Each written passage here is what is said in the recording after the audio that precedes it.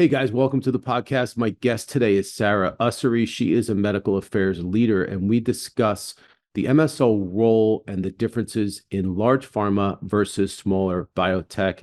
Really interesting conversation. I think you guys are going to enjoy this. Don't forget to follow me on LinkedIn and check out the announcements for MSL Talk Live, which is a panel discussion similar to this podcast, which we air once a month, typically the first Tuesday of the month at 1:30 p.m. Eastern time, but look for the notifications on LinkedIn. And as always, thank you for joining me. Thank you for sharing this podcast. We really appreciate all your support. Welcome to MSL Talk with Tom Caravela, a podcast specifically designed for MSLs and all things field medical.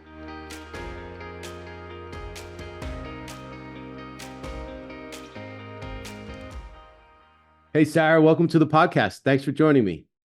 Hey, Tom. Thanks for having me. I'm excited.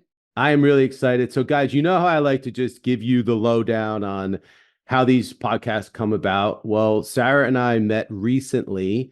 We met both virtually and live because I had the opportunity to meet Sarah at ASH, and she's awesome. And we had this idea to do a podcast together. And it's going to be about the differences between big pharma and small biotech or small pharma, because there is really a distinction. And a lot of people have asked me that over the years and we've never covered it. So, but before we get to that, Sarah, why don't you introduce yourself? Sure. Thanks, Tom. Yeah, so I am a PharmD by background. I'm a trained hem-onc pharmacist and worked in the clinic for years before coming to industry about 12 years ago. And I've worked exclusively in field medical affairs as an MSL, as well as in leadership positions. And I have had the opportunity to do field training as well as various leadership roles in different companies. Been in about 5 companies now, ranging from big pharma to small, biotech type of settings. So really excited to kind of share my experience and the differences between the two that I've seen. And Sarah's the perfect person to talk about this because she has really good, vast experience at these companies. So you guys are in for the treat. Before we go into that, just wanted to mention this podcast episode is sponsored by the MSL Mastery Program. If you guys aren't familiar and you haven't checked it out, Sarah Snyder and I started a coaching program, and the first official program is called the Aspire MSL program, and it's for those that are looking to break into the MSL position. So if you want more information, go to mslmastery.com and search under Aspire MSL. A lot of people are getting interviews and jobs, and it's going really well. So I just want to share that with you guys. Check it out. But let's jump into this topic because I think that this is something that a lot of people need to know because there are differences. But let's start with big pharma. And if you could just explain, like, what exactly does that mean and what companies would be considered big pharma? Yeah, absolutely. So generally, big pharma is really focused on refining development of molecules, compounds, therapies, focusing on, conducting the clinical aspect of testing. Some big pharma companies do have their own internal development, but many of them rely on smaller biotech companies to maybe do preclinical development, maybe first in human studies. And they really have expertise in doing, registrational, pivotal, phase 2, phase 3 trials and beyond to bring drugs to market. They generally kind of follow a big business model focused on generating revenue from FDA-approved products and those marketed products that are on clinically available. And oftentimes, like I said, they rely on those the engine, the biopharmaceutical engine that is like generating compounds and development in preclinical settings, and then bringing those into the big companies, sometimes in a co-development type of situation. We could talk about that too. And generally another kind of distinction, and before I jump into kind of giving a few examples, I'm sure everybody could rattle off big pharma companies off the top of their head, but another distinction in big pharma is generally it's top heavy in the sense that there's lots of leadership layers. So that comes into play a little later when I talk about some key differences, especially for MSL opportunities. But big pharma companies, by example, are like Bristol Myers Squibb, Pfizer, Novartis, GSK, companies like that. Yep. That makes sense. Totally makes sense. And thank you for that explanation. I kind of learned a little bit on that too, because you don't always know what the differences are as far as who's responsible for what and what those distinctions are. So conversely, I'm curious now to hear your take on what qualifies for like a smaller pharma or like a smaller biotech. Yeah, perfect. So generally, when you think of a small biotech or small pharma company, you think of kind of a younger company. Sometimes an emerging company. Some have been around for 15 years and maybe have changed faces over the years, but generally speaking, they're new, they're up and coming. And they're there to develop products, in different therapeutic spaces. A lot of the biotech termed companies are developing biological therapies like DNA, RNA, et cetera. And they don't typically have FDA approved products or marketed products. Some companies are in the process of developing those products and maybe have one product on the market, but generally speaking, these small companies maybe are pre-commercial kind of setting. So generally, like I said, young, entrepreneurial, they follow a small business model. So most of their cash comes from investors, comes from loans, things like that.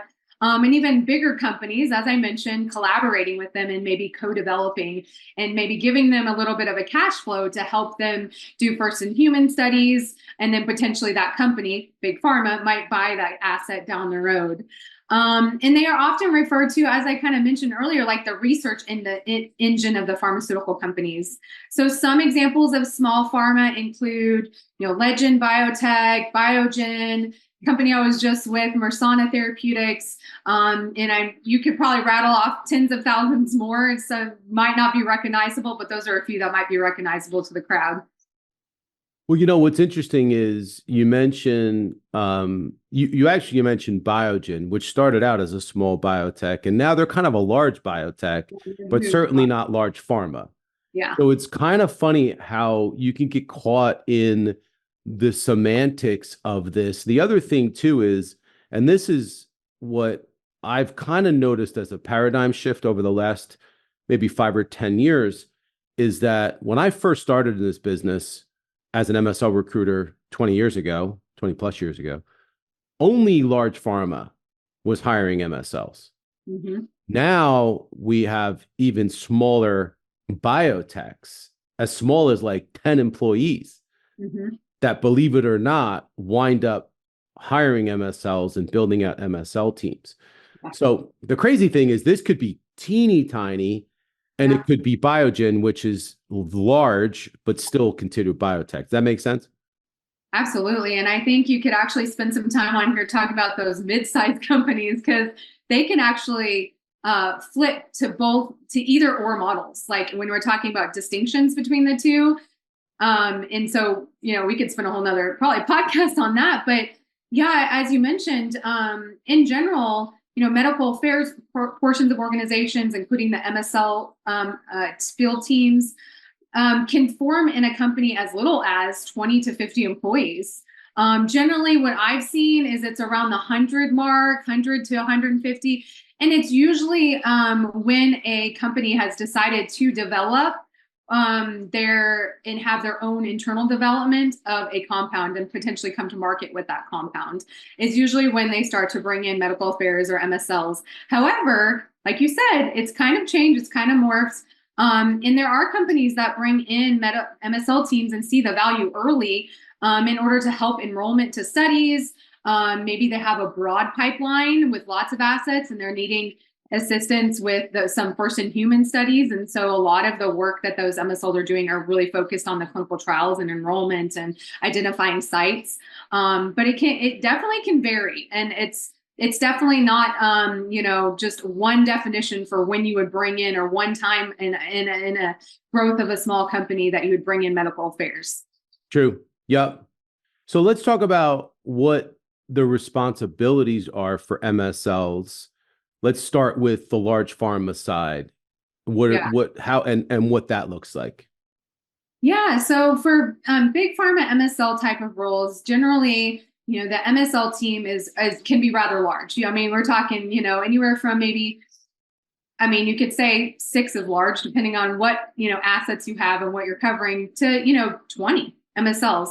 So generally the territories are smaller in contrast to maybe small pharma we'll talk about here in a minute. So in that, 1 to 2, maybe 3 states that MSL is covering. So travel is probably a little bit more manageable. 50% of the time, generally we think of MSLs are traveling. That's about the situation in big pharma. When you think about kind of prioritization of what MSLs are doing in big pharma, what comes to top of the list generally is the bulk of the focus is around supporting marketed products. So that cross collaboration with your commercial marketing colleagues in order to help support medical education around marketed products is definitely key, especially if you're in a launch mode, obviously bringing in either a new drug to market or a drug with new indications. Secondarily, the focus is on clinical research, of course. We know that's a bread and butter of the MSL function. But when you think about the clinical research in big pharma, a lot of times it's more focused on the later stage assets, those assets that are in phase 3, pivotal trials, maybe phase 2, with a randomization, maybe arm. And then, the focus on investigator-sponsored work or investigator-initiated work, maybe to a lesser degree than in maybe smaller companies. Generally, too, I think another distinction is that MSLs will have the opportunity to take on leadership roles as well as special projects, as we've seen very successful MSLs in big pharma roles. But generally, I think it's limited more towards your medical affairs opportunities, maybe even the MSL team opportunities, which I'll contrast here, maybe a little bit different in a small company in terms of special project leadership roles. And to add, in those companies, as I mentioned, they can be kind of top heavy. In the sense that there's a lot of leadership, there's a lot of, you have your C-suite, you have your VPs, and executives. And because it's such a big company, MSLs don't generally have as much visibility and maybe as much face time, if you will, with those leadership portions of the organization and the company. Whereas in small biotech, it might be a little bit different. We can talk about. Yeah. And before we get into that, one of the things that just kind of dawned on me as you're talking about this, and I've spoken about this before, but for those that are looking to break into the MSL role, there's a lot of aspiring MSLs that listen to this show.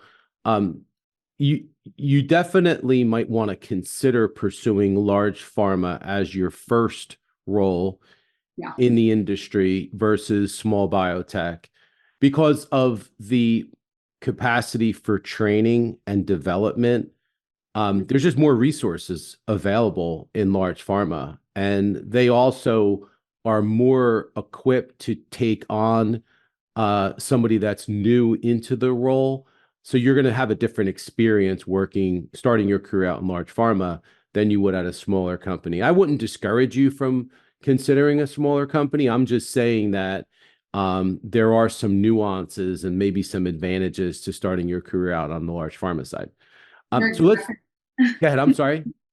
I was going to say, you're exactly right. And that's my career trajectory. And that's a lot of times when I'm, helping mentor any industry professionals that want to come into industry, into the MSL role, I do recommend going to the bigger companies. They generally will take inexperienced industry professionals and coach you and have the resources to do that. Yeah. So let's talk about the smaller side of the equation. So what are the responsibilities for MSLs when they're coming in at a smaller biotech or a smaller pharma? Yeah, so in my experience, it's definitely been where the geographies that you're covering are generally a lot bigger. So thinking about probably more travel time, 60-70% of the time you might be on the road. I know post-COVID, some of that has changed. I know you've had some discussions around that in other podcasts, but so it's a bigger geography. So when I came into my last job, I was the first MSL, and so I covered the whole country. It morphed over time as we added, obviously, additional headcount. So that's a big differentiation. So maybe more travel, smaller companies. Additionally, kind of the number one priority, and I already alluded to this earlier, probably said this earlier, is that the focus is really around supporting clinical trial enrollment, identifying sites to add on to maybe new studies or a study that they're going for pivotal, registrational. Additionally, some of the smaller companies have the capacity and the desire to do investigator initiated trials, maybe it's a company that already has a marketed product, so they have some cash flow where they can support more IITs, ISTs. And so there's a pretty big role for MSLs, obviously, in that space too, which may be a little different than in big pharma companies. The medical education piece, which I mentioned in big pharma, is probably like the number one thing you're doing. Is a little more secondary. You're mostly talking around, educating around the pipeline, who the company is, because most people might not have any clue who you are yet. So a lot of telling the story of the company, the pipeline, where you're going, the unmet need that you're filling with the molecules you're developing. And the other thing that I mentioned earlier is a difference from big to small is kind of the opportunities to really wear multiple hats, in addition to take on special projects outside of even your department and working cross-functionally across the organization with clinical development, if there's a commercial marketing team, other translational, other parts of the organization, and you have direct access, because generally these companies are pretty flat structure. Everybody kind of rolls up their sleeves, grabs an arm, and just, no matter what your job title is, you're just doing the job that needs to get done to help this company be successful. So you really always say you can't hide in small biotech or small pharma. You are readily accessible, and leadership is readily accessible to you as well. And because of that, would you say are there any differences when it comes to opportunities for growth and opportunities for advancement? Would you say that because there is a little more visibility on the smaller biotech side, and small pharma side, that you have more opportunities for growth and advancement, or is it more so on the large pharma side? Is there no difference? Yeah, there are some key differences I've seen. And personally, my professional growth into leadership roles have come in the smaller companies. And so I would say, in big pharma, there is definitely defined career ladders for MSLs. You don't have that in small pharma. So that's a big difference. But it's a bigger company. There will be opportunities that come, but sometimes your advancement may take longer in big pharma versus small pharma. Rapidly growing, always adding new positions, new FTs in the department, outside of the department. And like I said, so many opportunities to wear multiple hats and try different things. Maybe you figure out that you were made to be a marketer, and you had an opportunity to work with a marketing team so closely on maybe brand planning for something. So, I would definitely say it's different. But I do see a lot more promotion in big pharma versus small biotech. Like, you can move around, but not a lot. You can advance, but I see a lot more people coming from the outside into small biotech than, maybe you see in big pharma. And definitely I've experienced that in my recent, need to find a new job as well. Yeah, no, that actually makes sense. It makes total sense. But what about the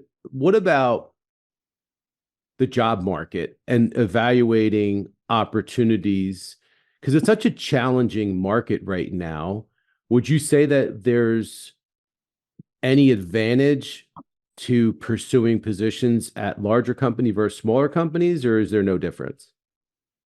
It's a great question. Actually, I have to take pause because I've evaluated that a lot in recent months. And in my opinion, I don't think you should limit. There are opportunities in both. As you mentioned, maybe if you're trying to break an industry, big pharma is probably the way to kind of focus. But if you've been in industry and you're kicking around, should I just look at small? Should I just look at big? Should I look at mid-size? Whatever the case may be, I would say look at it all. They're obviously, with small companies, it's a bit riskier, higher level of volatility. But we've seen this year, even in big pharma, the volatility is there as well. The risk, even with having marketed products and a big wide pipeline, doesn't necessarily keep you safe, right? So you're not agnostic to layoffs anywhere. And so what I always recommend is, where do you thrive? Like, if you have the experience in big and small, what makes you tick? What makes you get up each day and feel satisfied in your job, feel challenged? For me, and we could talk about in a minute, is the smaller companies where you get to wear multiple hats and do a lot of different things. But I would say look at it that way, but keep your options wide. Keep the net wide in both arenas. I agree. I think and if you have a strong preference just because of your experience, different story. But if you don't have a preference or if you've never worked in industry and you're looking for opportunities, especially in this market, I think you have to cast a wide net. I don't think it makes sense to be overly selective right now, unless you just have this aversion to one versus the other. So I think I agree with you. I think you need to keep an open mind. And I think that there's just like any other companies, any other job opportunities, there's pros and cons to anything. You just have to weigh those out and see what works for you. Couldn't agree more. So speaking of that, in any job, there's always frustrations and aggravation that exists. Would you say that there's more frustration in large versus small or small versus large in your experience? Yeah. I would say there's frustration in both. They're just different. So it depends on, I feel like, your personality type, and again, the type of environment that you thrive in. That, personally in smaller companies where you kind of get to roll up your sleeve and wear multiple hats and do different things. Every day is a little different, new challenges. Very nimble and flexible environments. Generally these small companies where you're flexing constantly, to meet the need, and being very innovative, entrepreneurial, because there's not a lot of cash flow. So you got to like figure out a way to do things like with a, less amount of change. So, the opportunity to innovate and be really, strategic, is a little bit higher in smaller pharma than in big pharma. So some people might find the changing every day, like, how not every day is the same, might not be your cup of tea. In big pharma generally, there's more bureaucracy, maybe more red tape. It takes a lot more time to get things moving or done and make changes and flex, and so less nimble for sure. And that could be frustrating for some people. That was probably a little bit more frustrating for me in some of the roles I was in, earlier in my career. And I've seen that for me, I thrive better in that. Let's, we can flex real quickly, make changes, adapt, innovate, try new things, type of environment that small companies generally provide. Yeah. Yeah. And it's, again, this really is one of those things where, just like anything else, you really have to evaluate the situation. And if we're in an interview scenario, you have to ask a lot of questions. Absolutely. And you have to ask people in both in different companies, what they like about their current job, what's most gratifying for them, what are some of the frustrations that they might experience, depending on who you're talking to.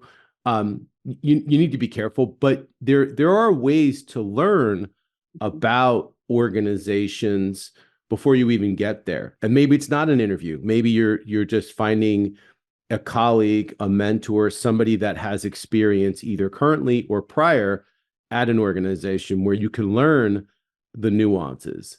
Mm-hmm. Which leads me to my next question. I think culture is so important. Yeah. When evaluating organizations.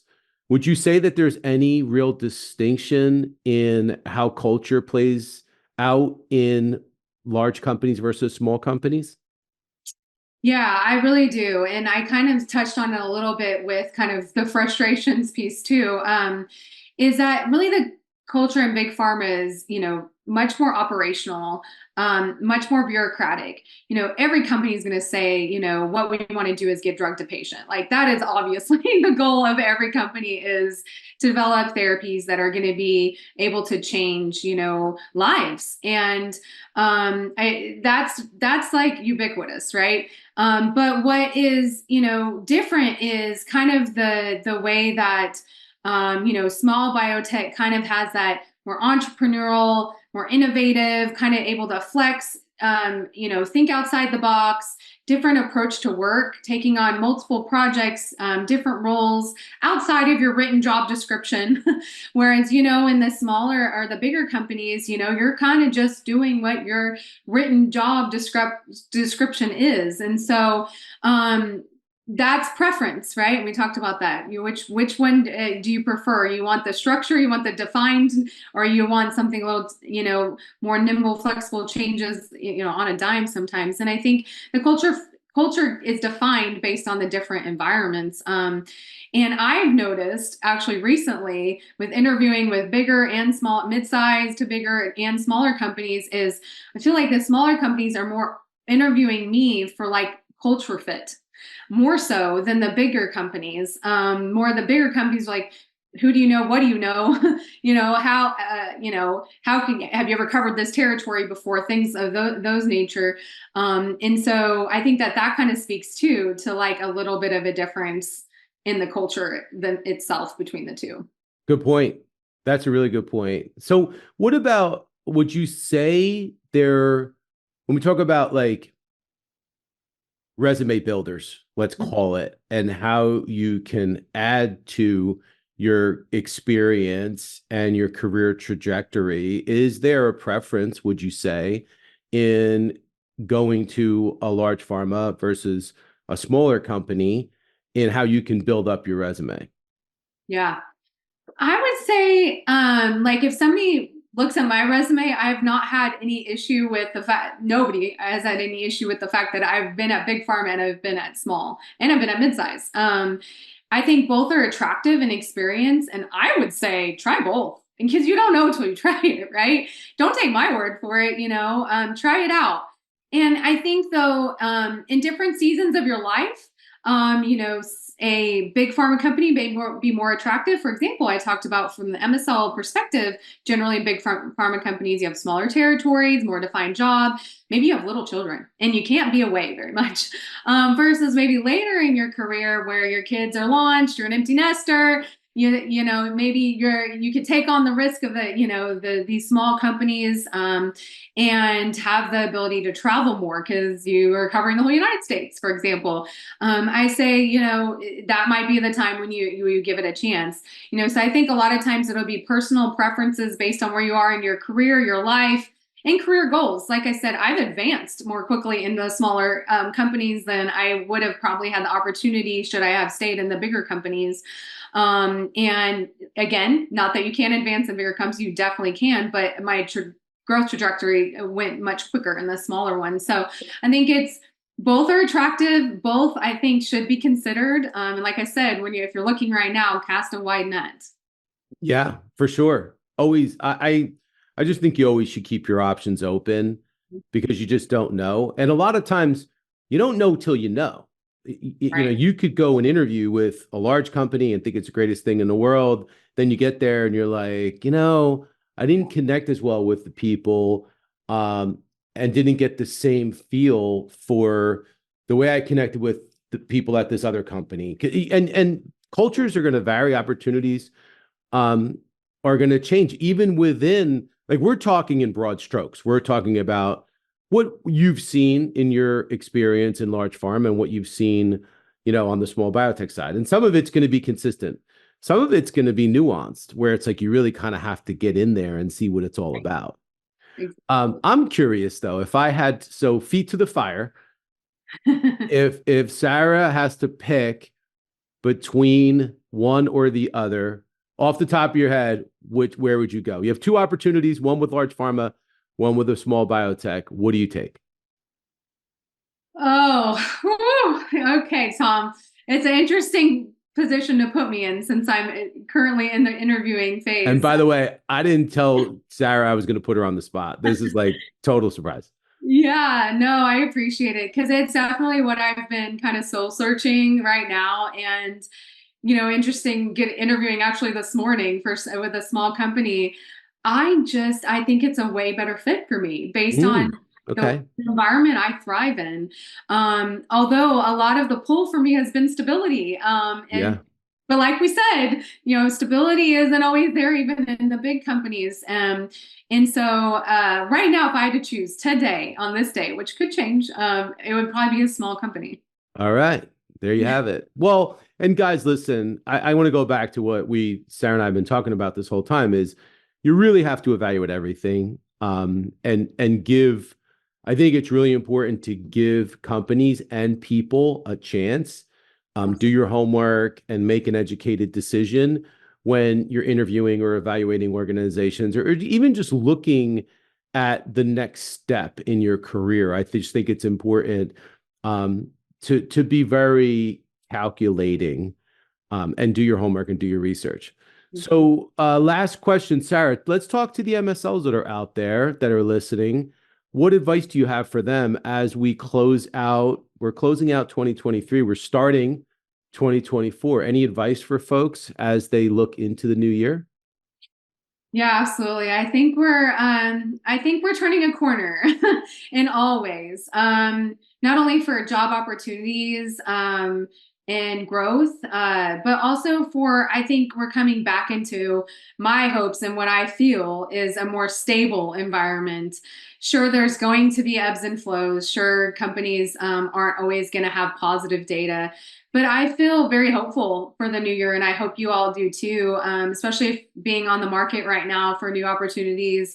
I do feel like it's turning around, and maybe that's due in part to the economy also turning around. And investment, I think, is starting to come back around into biotech and pharmaceutical industry. So I'm hopeful. I'm hearing those things. I'm kind of feeling those things. So I hope that everyone would agree and that's where we'll be in 2024 on a positive note. Well, you know me, I'm a glasses half full kind of guy. So I am totally with you. I see the same thing.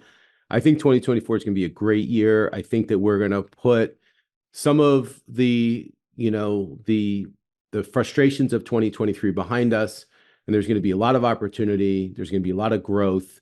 And I think that anyone that's in medical affairs or is looking to break into medical affairs is going to see some really exciting times.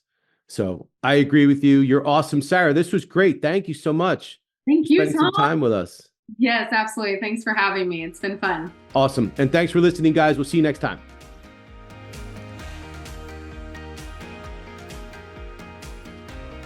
Thank you so much for listening to the show. And if you enjoyed it, please subscribe so that you don't miss an episode in the future. And feel free to leave a rating or a review or a comment. Thanks again, and we look forward to seeing you soon.